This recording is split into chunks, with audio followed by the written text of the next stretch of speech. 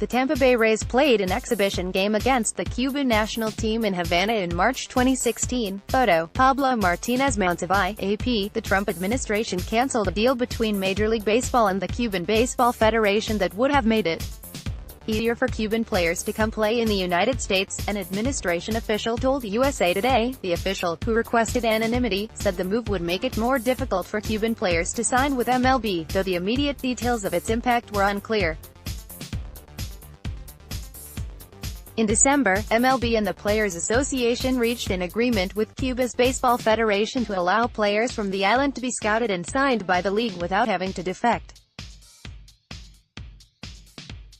The agreement was based on a decision from the Obama administration that allowed the Cuban Baseball Federation to be considered separate from the Cuban government. Under the agreement, the players could receive 100% of a signing bonus, but the signing team would pay a posting fee to the Cuban Federation.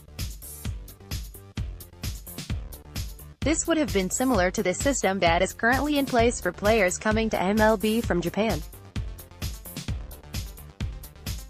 The Trump administration argues that the country's baseball federation is actually part of the Cuban government, making the business illegal under current law.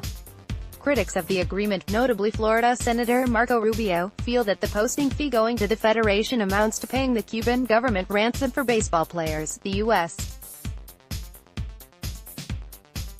does not support actions that would institutionalize a system by which a Cuban government entity garnishes the wages of hard-working athletes who simply seek to live and compete in a free society, said Garrett Markey, a National Security Council spokesman. Markey said the administration will work with MLB to identify ways for Cuban players to have the individual freedom to benefit from their talents, and not as property of the Cuban state. For decades, Cuban players have risked their lives escaping from their homeland to destinations like Mexico, Haiti or the Dominican Republic, where they could establish residency. Thank you. You're almost signed up for sports. Keep an eye out for an email to confirm your newsletter registration. More newsletters. We stand by the goal of the agreement, which is to end the human trafficking of baseball players from Cuba, MLB said in a statement Monday.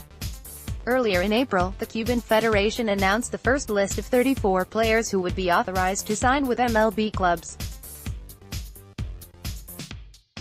Share your feedback to help improve our site experience. Thank you. You're almost signed up for sports. Keep an eye out for an email to confirm your newsletter registration. More newsletters.